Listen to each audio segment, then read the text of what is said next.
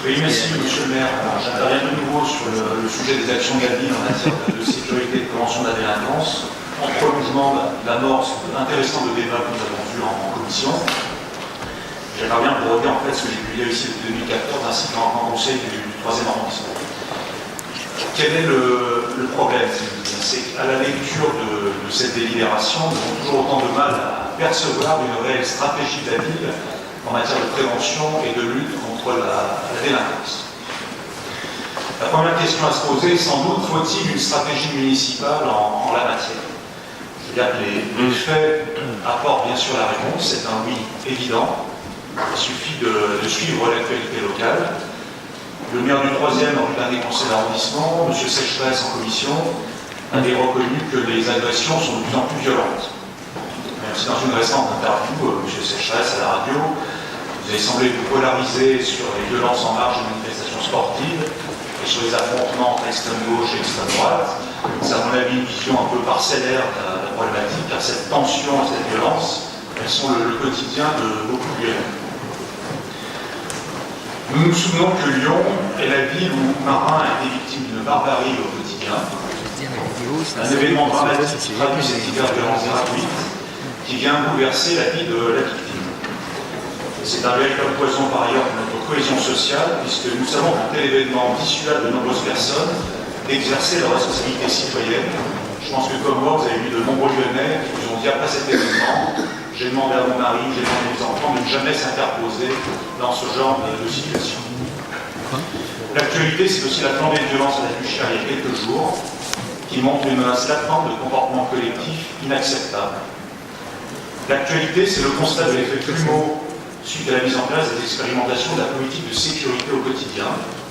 On voit que le renforcement des moyens dans certains secteurs se traduit par un déplacement des délinquants. L'arrivée des beaux jours, c'est aussi l'éclosion de ces salons de jardin urbains, où quelques-uns squattent le trottoir avec leurs chaises pliantes pour marquer un territoire ou assurer une fonction drive à leur petit trafic. Constat un peu folklorique, mais ô combien nuisant pour les riverains qui doivent se retrancher dans ces cas-là dans leur intérieur. Alors vous me répondrez probablement, comme le faisait Gérard Collomb, que les statistiques des crimes et délits traduisent une situation moins grave à l'intérieur. Sans doute mentionnerez-vous une fois de plus le cas de Marseille.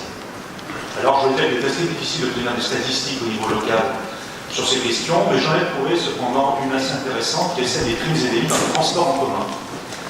Alors c'est vrai, les faits ont augmenté de 22% à Marseille en 2017 sur cette problématique, mais à Lyon, la progression a été de 36%.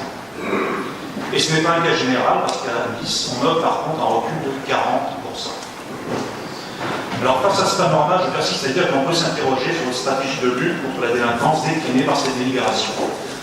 Monsieur Brom, dans le compte administratif, vous vous interrogez sur les dépenses et sur ce qu'on proposait comme économie. Ben là, effectivement, si ce n'est pas tellement des économies, moi je dirais que 180 000 € de financement pour cette action, ça paraît finalement très limité. Par ailleurs, on constate qu'une part importante des moyens est centrée sur des objectifs certes utiles, mais qui ne sont pas en lien direct et immédiat avec la prévention de la délinquance. 27% du budget pour l'accès aux droits et les actions de citoyenneté, 39% pour l'aide aux victimes. Bien sûr, l'aide aux victimes, c'est essentiel. Mais cela peut relever d'une autre programmation et surtout, la meilleure aide aux victimes, c'est de faire en sorte qu'il y ait de moins en moins de délits et de crimes. Un dernier chiffre significatif, 1,3% des moyens, 1,3%, c'est ce qu'on consacre à la lutte contre la radicalisation. Sujet pourtant ô combien capital. À ce niveau, je dirais que c'est une trace d'action. Moi, pour ma part, je crois à l'homéopathie, en matière de santé, pas en matière de sécurité. Si je comprends bien la délibération, nous sommes à la dernière année de la programmation. C'est donc le bon moment pour mettre les choses à plat, pour construire des réponses plus pertinentes. Et je vous dis, Monsieur Sécheresse, notamment notre disponibilité pour contribuer de façon constructive à cette réflexion dans le cadre de la commission sécurité. Les sujets ne manquent pas. Comment éradiquer la délinquance violente de bande, comment reprendre possession de l'espace public quand c'est nécessaire. Vous avez sans doute vu comme moi une circulaire récente du ministère de l'Intérieur, qui date de quelques jours, rappelle que pour l'utilisation des crédits en matière de prévention de la délinquance, il faut donner, parmi les priorités, la priorité accordée à l'amélioration de la tranquillité et à la prévention dans les espaces publics. Quelles contributions villes et métropoles peuvent-elles apporter au combat contre le harcèlement scolaire, notamment au niveau du collège. Quelle réponse à ce phénomène qui touche, je le rappelle, selon les estimations, 10% des élèves. Et vous le savez sans doute, la région, pour sa part, s'engage sur ce sujet, sur sa compétence en matière de lycée.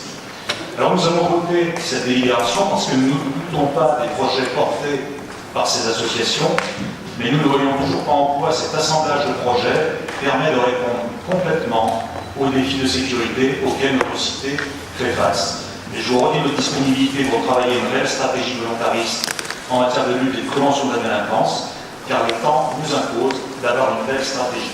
Je vous remercie.